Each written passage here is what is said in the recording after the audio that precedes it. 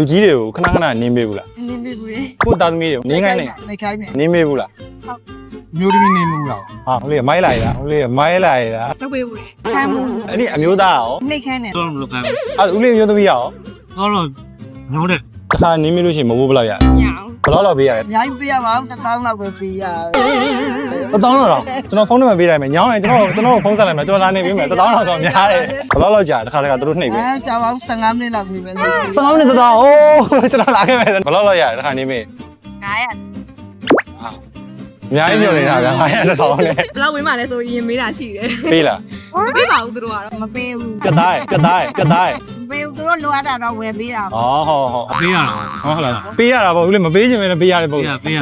ကိုယ်တိုင်ရောကြိုက်တိုင်းခဲတိုင်းအရွယ်ရောက်နေပြီလား အေးတော့ညံ့သေးဘူး ရွယ်မြောက်သေးတယ်ကလေးလားခဏခဏညောင်းတယ်လား အမြဲတမ်းတော့ညောင်းတတ်ပါဘူး နှိပ်ပေးဖို့လို့ရှိရင်တို့ကဘယ်လိုပြောလဲ တော်လိုက်တာကနေပြန်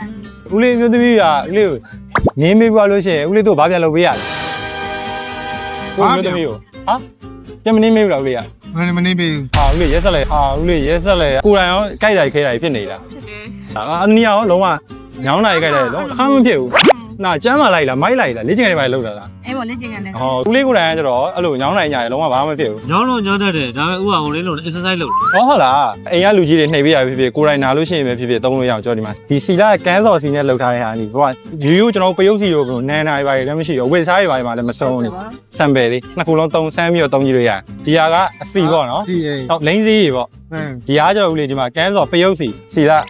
ဟိုဒန်ဂျင်လေးတွေလက်ဆောင်ပေးလိုက်မယ်တရားလို့ရှိရင်ကလေးတွေပေးလိုက်နော်ဟိုတေချာနှိပ်ပေးလို့ပြောလာအောင်ဦးလေးလည်းနည်းနည်း exercise တွေပါလုပ်ရင်းနဲ့ရန်ညောင်းနိုင်ပါဖြစ်လို့ရှိရင်သုံးကြည့်လို့ရအောင်ဟုတ်ကဲ့စီလာဒန်ဂျင်လေးစီကတရားခိုင်တော့ကန်းစော်စစ်စစ်ကိုအသုံးပြုထားပြီးတော့လိမ့်ချိန်မှာပူလောင်ခြင်းစီးကပ်ခြင်းလုံးဝမရှိပဲနာကျင်ကြိုက်ခဲတာတွေကိုတတ်တာတွေပါတယ်အဝတ်အစားတွေပေါ်မှာစွန့်ထင်းခြင်းလည်းမရှိကန်းစော်စီရင်နဲ့ထွက်ခြင်းလည်းမရှိပဲနဲ့လာဗန်လာရင်နဲ့လေးတင်းပြတ်နေမယ်စီလာဒန်ဂျင်လေးဖြစ်ပါတယ် မြန်မာပြည်တွင်ကုန်ယူစွာထုတ်လုပ်တဲ့မြမကုံဆောင်စီလကန်းဆောင်လိမ့်စေရည်